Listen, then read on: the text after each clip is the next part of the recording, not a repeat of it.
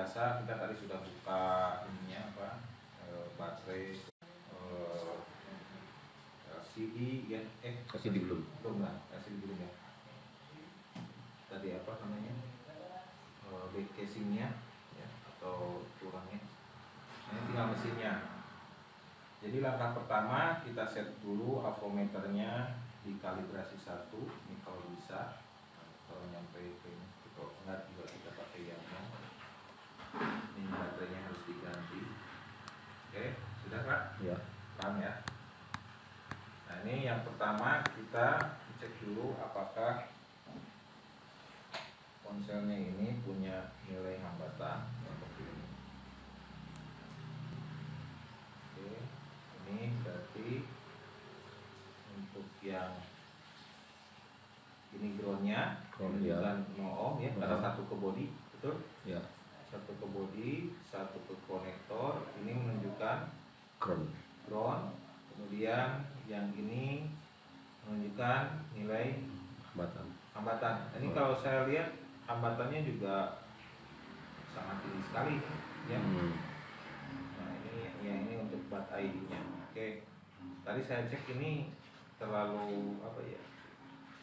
Kalau hambatannya besar, ya otomatis arus yang mengalir ke mesinnya ini jadi jauh lebih kecil. Betul kan? Nah, kalau misalkan hambatannya kecil, arusnya yang mau masuk besar kan gitu kan? Maksimal berapa tuh Pak? Biasanya sih kalau misalkan ini ya, kita cek misalkan dari mesin-mesin yang ini biasanya sampai dengan 3 ohm, 5 ohm sampai 3 ohm. Ini 6. Ini ya kan ini bermasalah handphonenya. Kalau kita cari handphone yang normal ini sekitar 5. Nah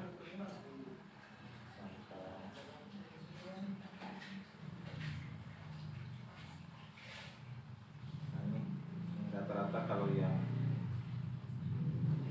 masalah seperti itu tadi ya, ini rata-rata 5 sampai 3 ohm.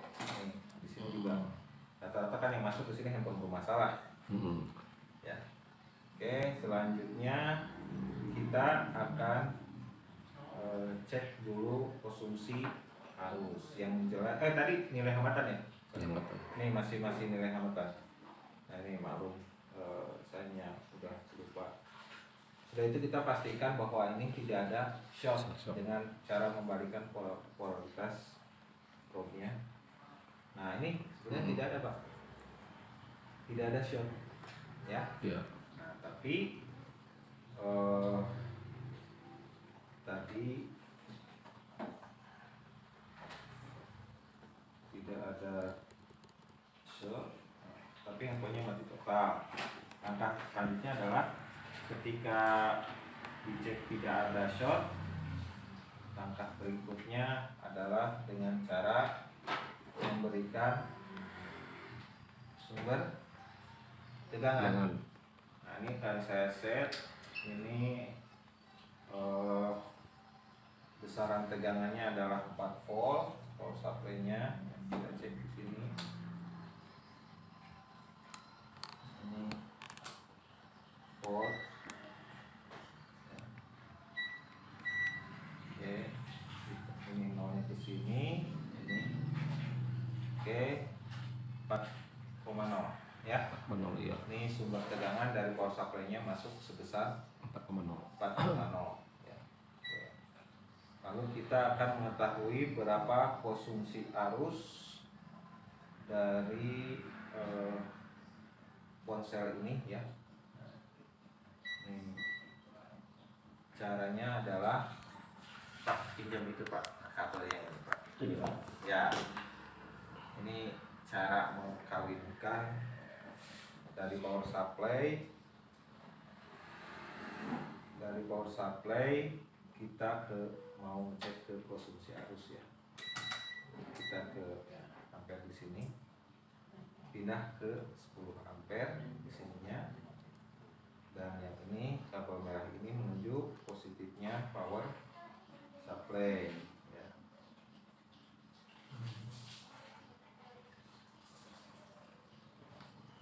Oke, nah yang ini yang di COM ini sudah jadi positif. Karena sifatnya si alat ini di posisi atau si apo ini ketika dipasangkan untuk ampere ini posisinya adalah seri, ya seri. Nah ini di sini ada ampere maksimumnya adalah 10 ampere. Jadi tidak bisa lebih dari 10 ampere. Di sini fuse max 10 ampere, ya. Oke, saya coba. Ini si power supply-nya sudah terkoneksi atau belum dengan dengan alat ini. Nah ini kalau diginikan tidak ada, berarti alat ininya tidak bagus. Coba Pak. Ini ampernya, nih si keringnya juga bermasalah. Lepasin aja.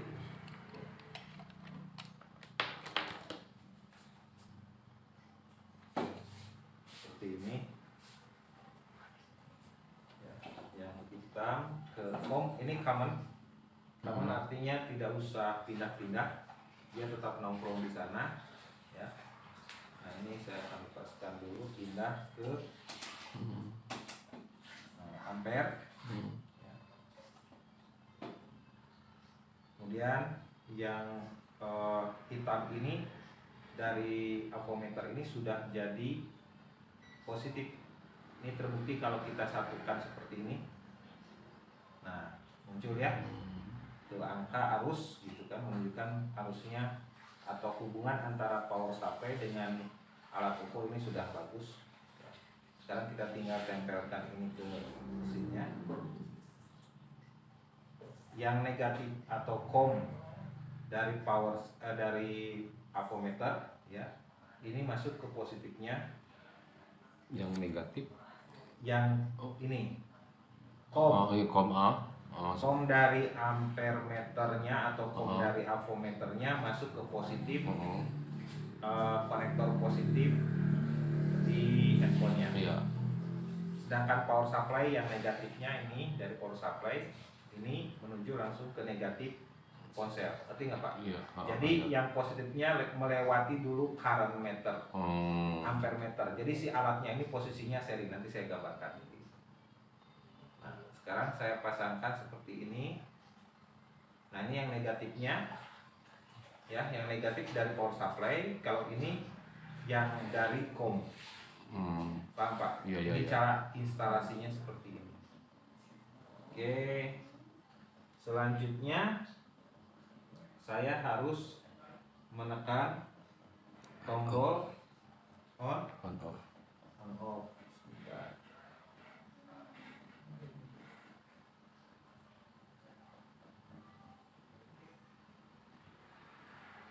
Tombol sampingnya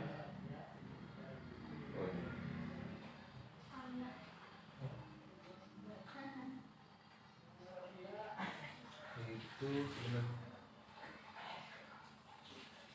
tombol sampingnya ini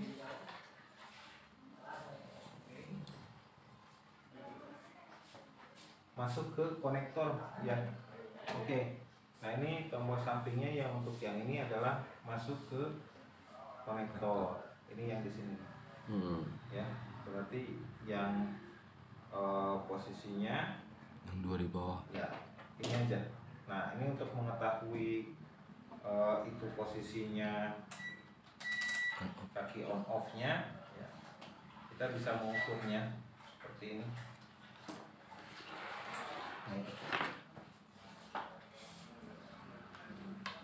Ini pengukuran aktifnya, ya. Ini kalau pengukuran tegangan probe-nya di volt, ya, yang hitamnya COM seperti Kurang ini, naik, Pak.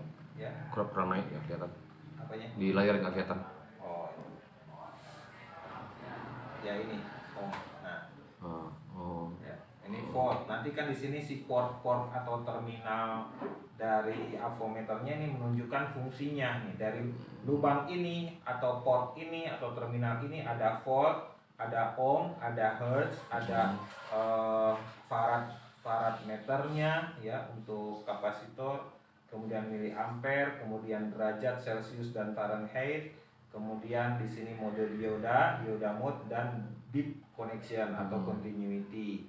Nah ini berarti peletakan probe-nya di sini. Kecuali kalau kita mengukur ampere berarti di sini. Ya. ya. Nah sekarang saya akan ukur dulu di konektor baterai ini sudah masuk belum 4 volt sudah ya. Oke, nah kemudian saya akan ukur ini di switch on off. Ini ada tegangan di on off. Ada ya, ada ya.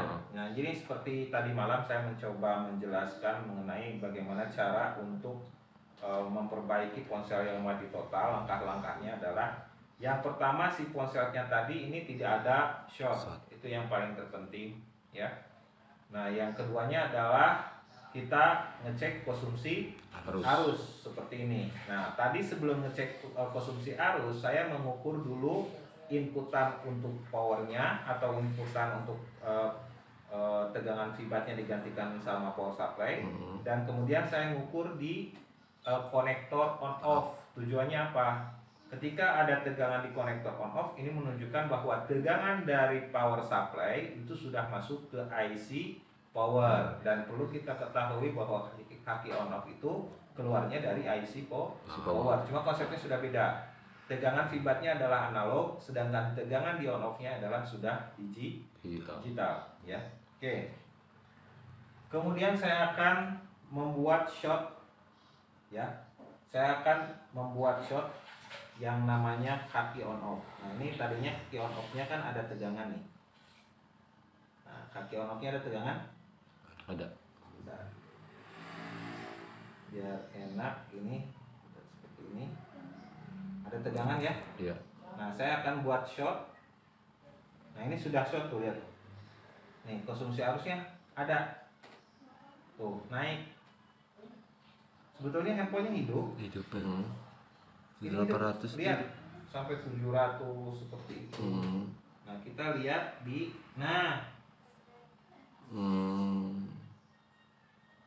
handphonenya hidup. Cuma kita lihat tunggu dia bisa masuk ke mode normal apa tidak. Ya. Nah, ini kayaknya kalau sudah begini bisa masuk ke mode normal.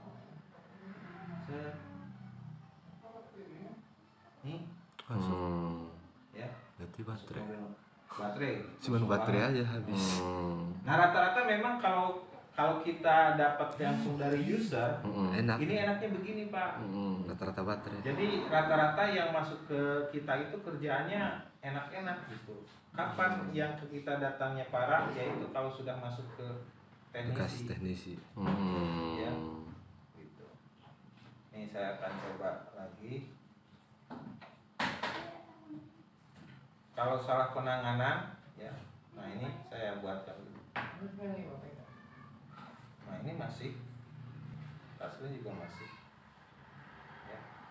Biasanya ini kalau kasusnya seperti ini adalah tuh, ini masih bagus ini. Bagus ya. Tombol-tombolnya masih bagus. Ini yang pecah kemungkinan ininya apa namanya?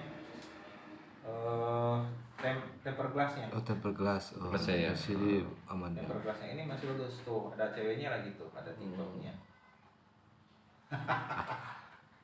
Ya, udah ya. Ini itu Pak yang perlu Bapak nanti perhatikan. Jadi pas begitu menghadapi kasus mati total, saya akan gambarkan di step ya atau langkah repair.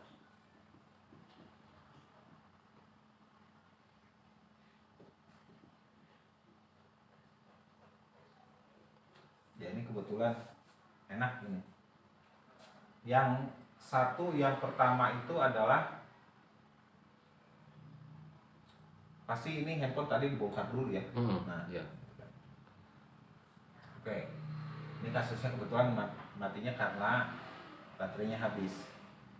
Dan memang kalau yang paling bagus adalah pertama kita cek dulu fibat. Nah, yang jadi masalah fibat yang sekarang sudah sistemnya apa? Kolektor. Apa namanya? Tanam. Built in. Artinya tanam. Betul? Iya. Nah, ini kan susah kalau mau cek memastikan baterainya masih bagus atau tidak. Tapi ada langkah kalau untuk memastikan baterai tanamnya ini sudah habis atau tidak. Ya, pertama kita coba cek begini. masukkan charger. Tapi chargernya kalau bisa pakai yang ada current meter. Tujuannya kita bisa melihat berapa banyak arus yang masuk dari travel charger ke HP, kan itu. Biasanya pada saat dikonekkan charger, ini si ponsel ya, ini pada saat connect charger, ponsel ini akan memberikan respon. Contohnya muncul apa? Ya, kalau masih bagus ini muncul LED red, lampu LED.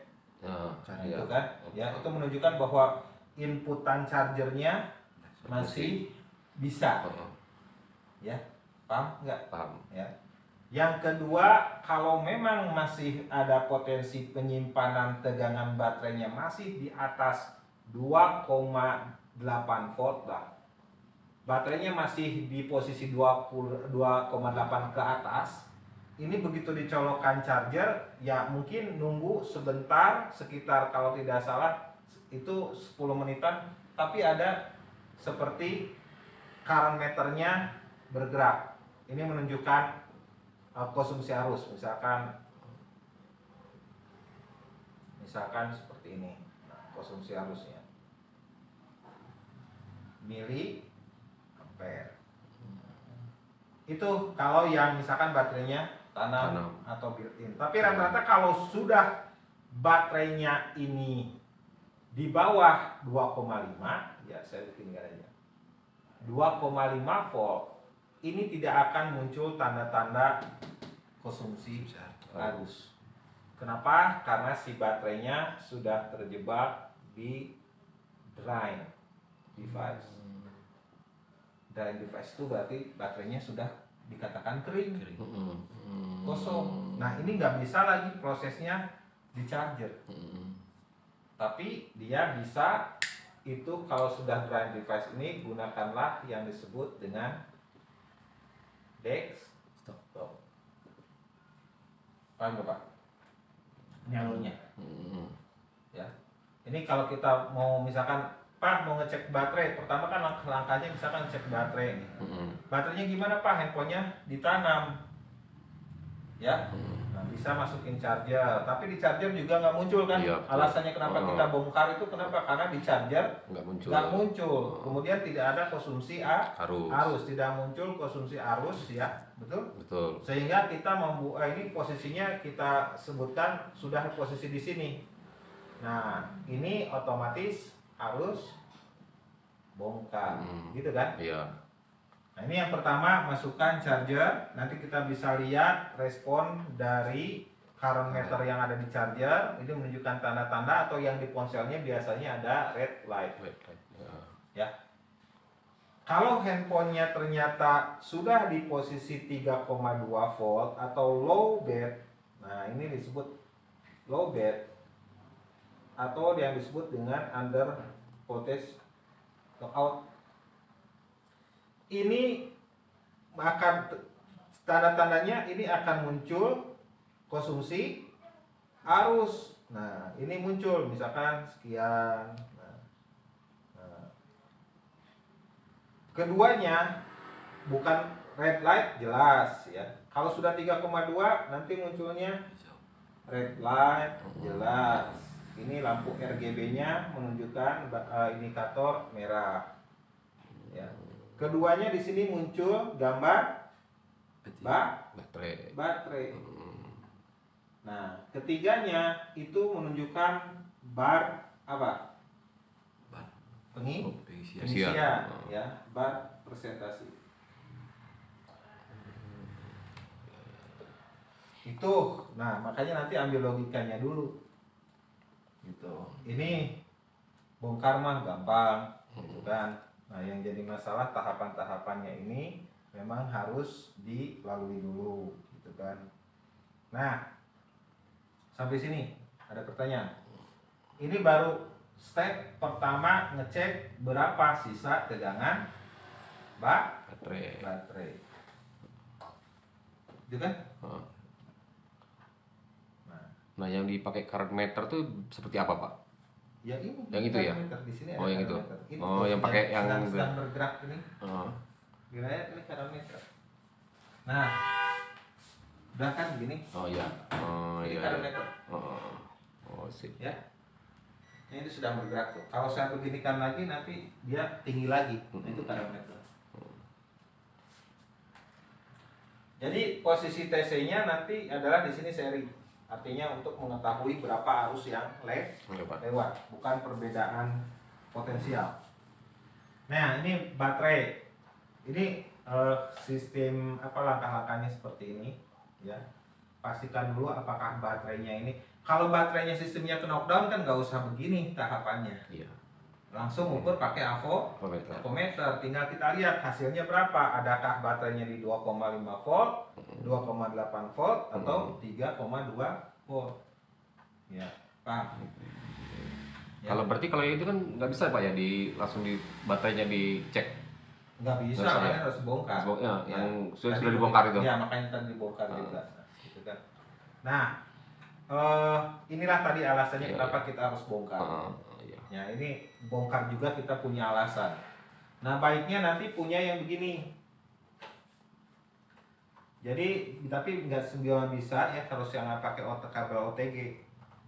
Jadi nanti yang ini buat current meter juga, tapi ini untuk temperatur meter atau Ya.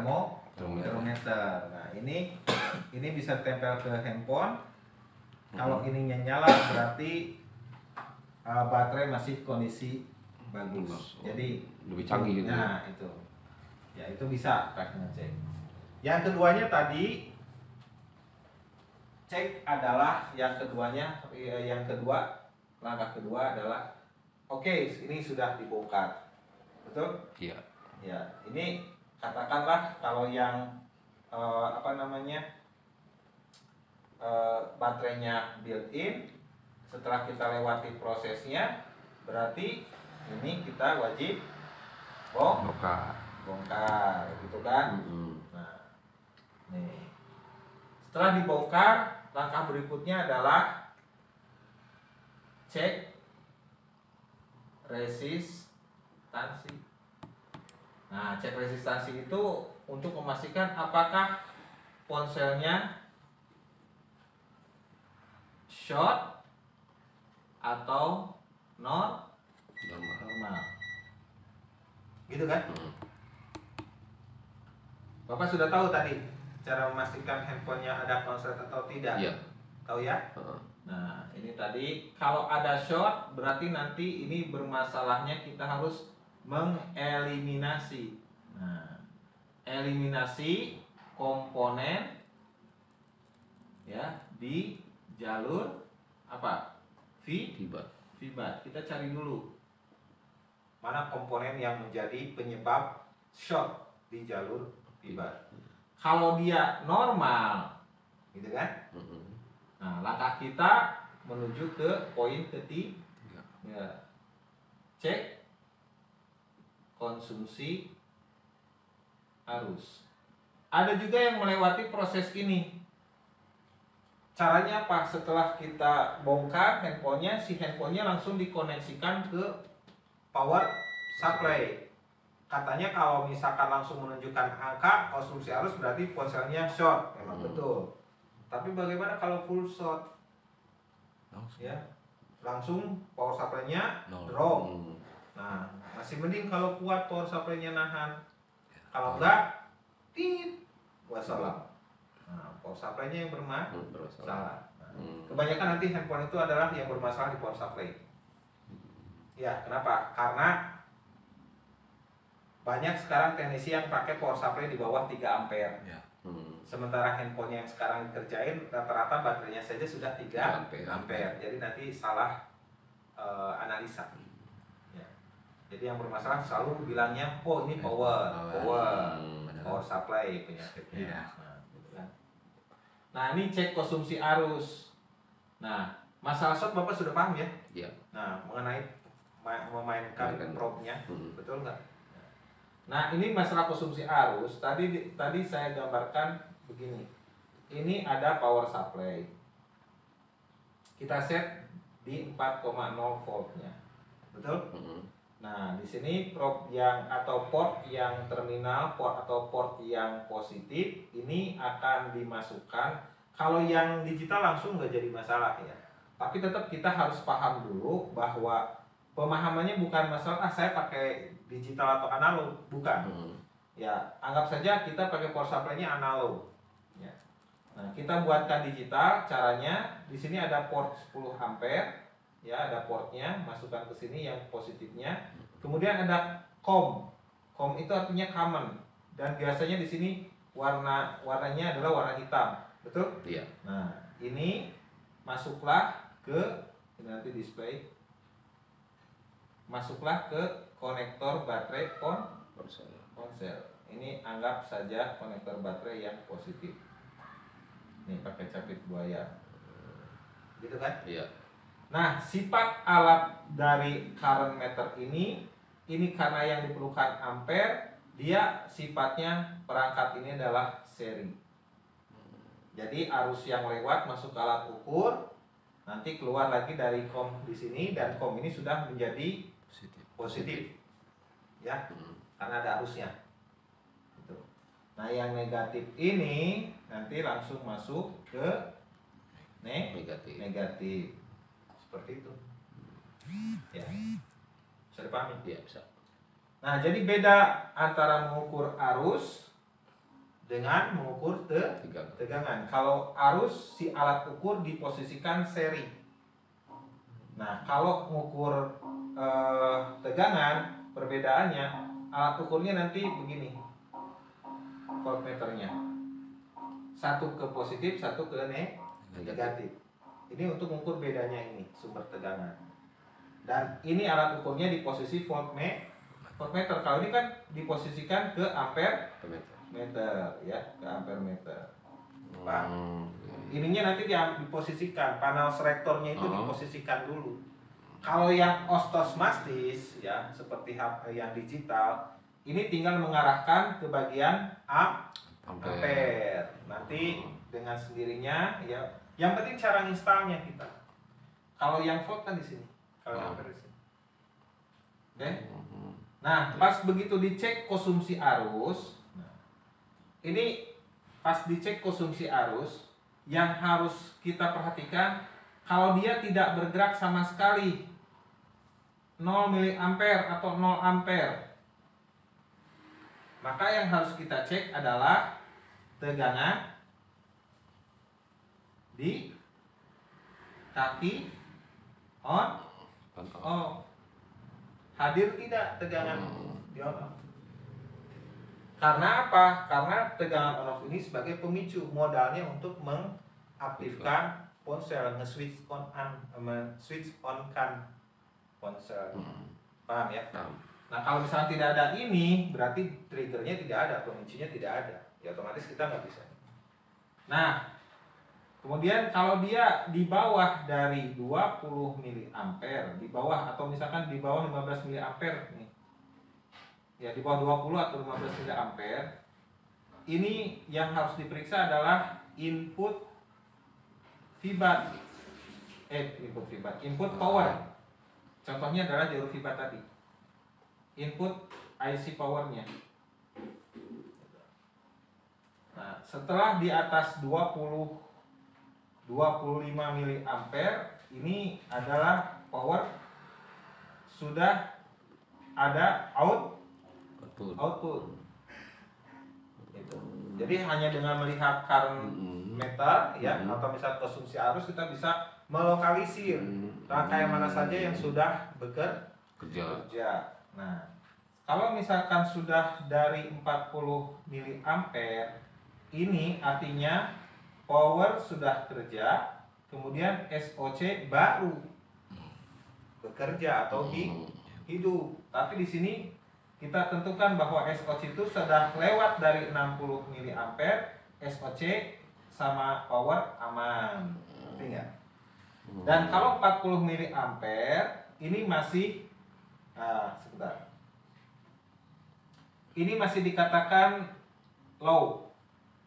Nah, sampai ini disebutnya sebagai low current. Ya, low current.